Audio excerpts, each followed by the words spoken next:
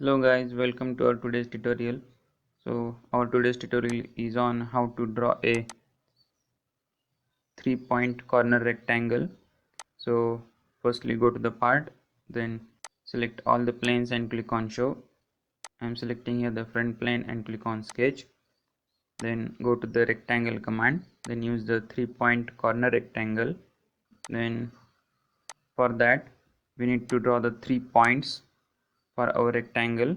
I'm here selecting only any 3 lines which gives us the 3 point for the rectangle.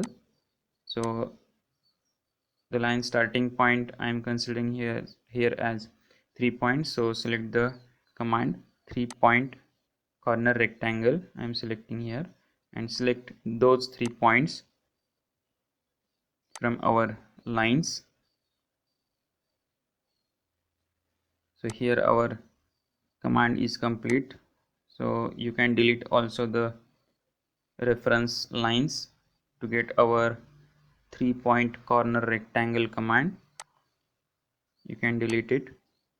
So this is our command, how to draw a 3-point corner rectangle in Solidworks.